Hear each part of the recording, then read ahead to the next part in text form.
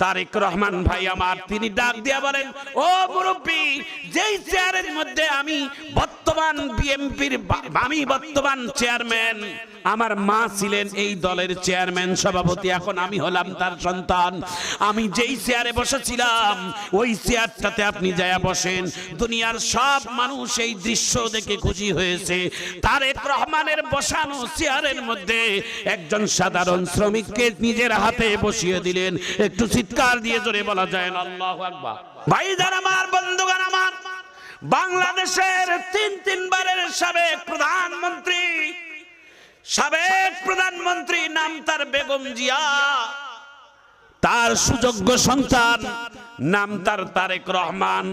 আজকে সিলেটের ভূমিতে জনসভায় করতে গিয়ে জনসভার মধ্যে হঠাৎ করে কি যেন তার মন চাইলো, দেখলাম ভালো লাগলো, এই জন্য কথাটা বলে দেই।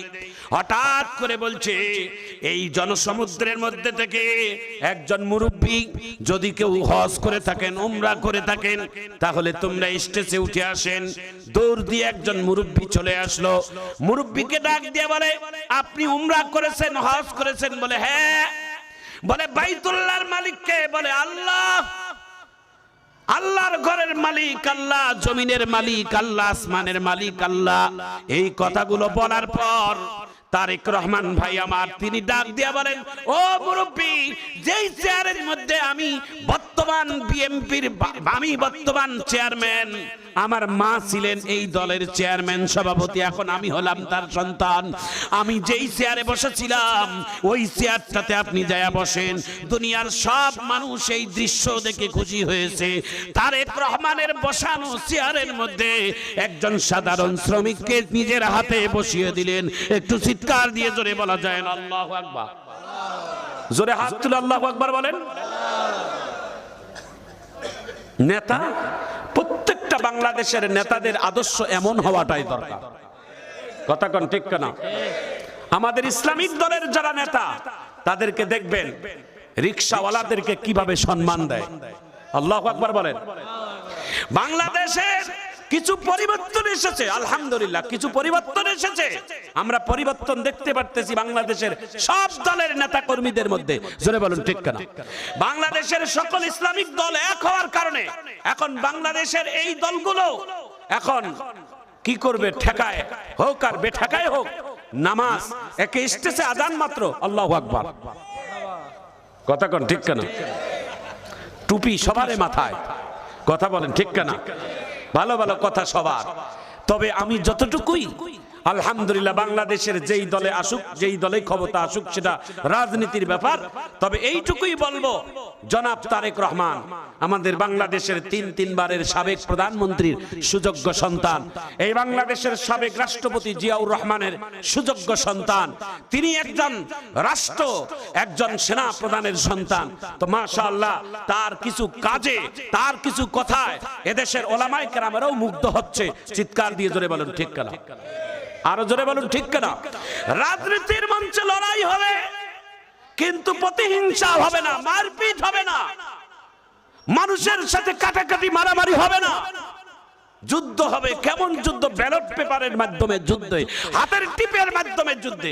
যার যে দল কাজ করেন মাঠে ময়দানে, কিন্তু মারপিট দিয়ে কোনো মানুষকে ধ্বংস করা যাবে না, মানুষের কোনো বাড়িঘর ভাঙা যাবে না, দেশের কোনো সম্পদ নষ্ট করা যাবে না। চিৎকার দিয়ে জোরে বলুন ঠিক না? মানুষের কোনো হরণ করা যাবে না, মানুষের সম্পদকেও কোনোদিন নষ্ট করা যাবে না। এমন রাজনীতি আমাদের বাংলাদেশে হওয়া দরকার, আছে না নাই? জোরে বলেন আছে না নাই? সবাই একসঙ্গে দলের কাজ করবে, দিন শেষে সবাই এক টেবিলে বসে দেশের স্বার্থে সিদ্ধান্ত নেবে। জোরে বলেন ঠিক না? ইহুদিরা যদি পারে, নাস্তিকেরা যদি পারে, তারা বিরোধী দলকে এগিয়ে দলে কাছে নিয়ে এক টেবিলে বসে দেশের জন্য সিদ্ধান্ত নিতে পারে। আমরা বাংলাদেশ কেন পারবো না? আগামীতে এটাই আমাদেরকে দেখাই দিতে হবে। হিংসা বিদ্বেষ ছাড়া, মারামারি কাটাকাটি ছাড়া, যারা উপরে ছাড়া, হত্যা মামলা ছাড়া আমরা দেশকে এগিয়ে দিতে চাই। একটু জোরে বলুন আল্লাহু আকবার। আমিন বলেন। আমাদের মধ্যে কোনো হিংসা থাকবে না, কারণ এই অন্তরের মধ্যে যার হিংসে থাকবে সে কোনোদিন আল্লাহর জান্নাতে যেতে পারবে? যার অন্তরের মধ্যে চুল পরিমাণ হিংসে থাকবে, হিংসে ছিল শয়তানের, হিংসা ছিল ইবলিসের, আল্লাহর জান্নাতে কোনোদিন আর যাইতে পারবে না। এই জন্য হিংসা অন্তরের মধ্যে রাখা যাবে না। আল্লাহ যেন হিংসা মুক্ত জিন্দেগি আমাদেরকে দান করেন। একটু জোরে জোরে কোন আল্লাহু আকবার। ভাইজান আমার, বন্ধুগণ আমার, দিলের কান লাগাই একটু শোনেন। অল্প একটু ঘটনা আপনাদের সামনে 2-3 মিনিটে বলে দেই। এই পৃথিবীর মধ্যে একজন মুসলিম শাসক ছিলেন, নাম ছিলেন তার সুলতান মাহমুদ গজনবী। আপনারা নাম শুনবেন, সুলতান মাহমুদ গজনবী ছিলেন একজন প্রেসিডেন্ট। আগের জামানার মানুষ, আগের জামানার প্রেসিডেন্টেরা যেমন প্রেসিডেন্ট ছিলেন, তেমন আবার আল্লাহওয়ালাও ছিলেন, তেমন আমার আল্লাহ ভীরু মানুষ ছিলেন। একটু চিৎকার দিয়ে জোরে বলা যায় না আল্লাহু আকবার। সুলতান মাহমুদ গজনবী দেশের প্রেসিডেন্ট ছিলেন। রাত্রের বেলা সুলতান মাহমুদ গজনবী দারওয়ানের পোশাক পরিধান করতেন। দারওয়ানের পোশাক পরিধান করে রাষ্ট্রের মধ্যে তিনি পাহারা দিতেন, হাঁটতেন। অনেক গভীর রাত হয়ে গেছে, একা একা পাহারা দিচ্ছেন। সুলতান মাহমুদ গজনবীর প্রেসিডেন্টের প্রশাসনেরা জিজ্ঞাসা করে, স্যার একা একা বেড়াইয়েন না, নিরাপত্তার জন্য তো আমরাও আছি, আপনি আমাদেরকে ডাকিয়েন। আল্লাহর বান্দা সুলতান মাহমুদ গজনবী ডাক দিয়ে বলে, কিছু কিছু সময় প্রশাসনকে ছাড়াও বেড়াইতে হবে। বলে কেন? বলে এটাও টেস্ট করা লাগবে, আমি যদি সত্যিকার আল্লাহর খাঁটি গোলাম বান্দা হই, তাহলে ওই দেশের গর্তের পিপিলিকা পর্যন্ত আমার বডিগার্ড হয়ে যাবে। জোরে বলেন আল্লাহু আকবার। ঠিক কিনা বলেন? আর আল্লাহ যদি কারো ধ্বংস করতে চায়, আল্লাহ যদি কারো ক্ষতি চায়, তো দুনিয়ার সমস্ত পুলিশ প্রশাসনের অস্ত্রমস্ত্র নিয়েও যদি ঘেরাও করে রাখে, ওর মধ্যেও তাকে বেজ্জত হতে হবে। জোরে বলুন ঠিক না? আর যদি আল্লাহ যদি কাউকে ইজ্জত দিতে চায়, তাহলে দুনিয়ার সব মানুষ ষড়যন্ত্র করলেও তার শরীরে একটা ফুলের টোকাও দিতে পারবে না। একটু জোরে বলুন ঠিক না? জাতির পিতা ইব্রাহিম, আমাদের মুসলিম মিল্লাতের জাতির পিতা বাবা, তাকে নমরুদে হাত পা বেঁধে আগুনের মধ্যে ফেলিয়ে মারতে চেয়েছিল। আপনাদের জানা আছে, শুধু ইমানের টাচটা লাগাই দেই।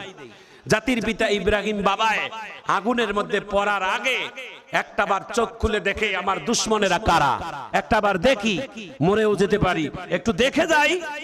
দেখে নমরুদের গালের মধ্যে, ঘাড়ের মধ্যে হাত দিয়ে, আমার নিজের জন্মদাতা পিতা, নাম তার আজর, আমার সন্তানের বিপক্ষে দাঁড়িয়ে গেছে। স্বার্থের আঘাত পড়লে বাপও কখনো কখনো বিরোধিতায় যায়। জোরে বলুন ঠিক কিনা?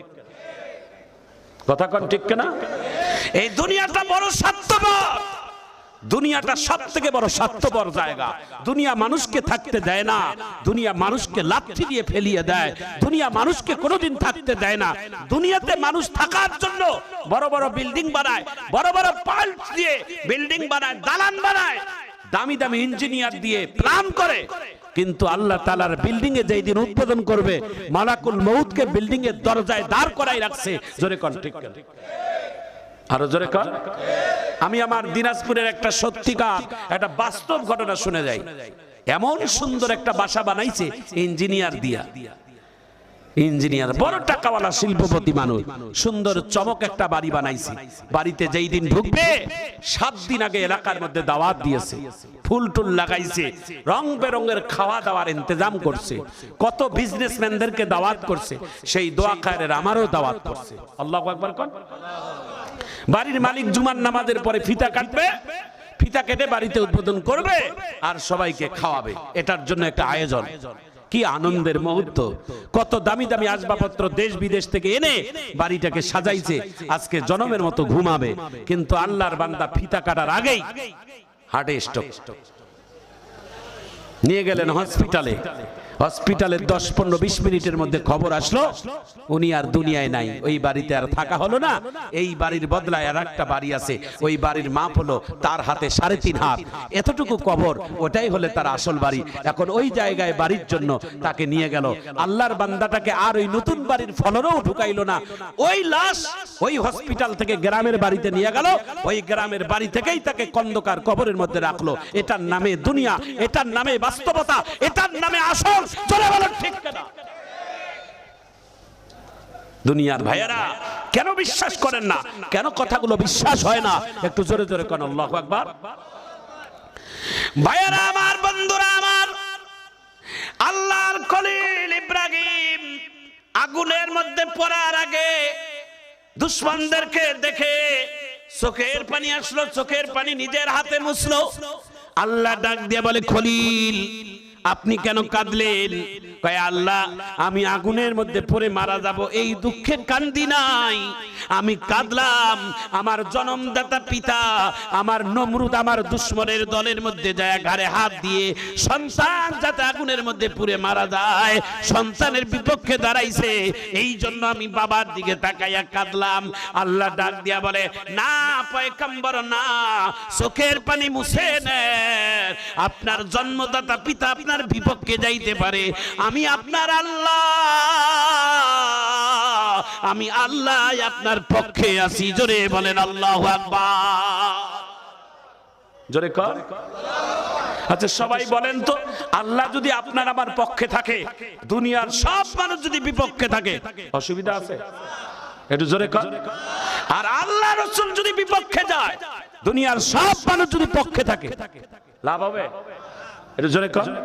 এখন সবাই জোরে একটা আওয়াজ দিবেন, আল্লাহকে খুশি করাবেন নাকি দুনিয়ার মানুষকে খুশি করাবেন?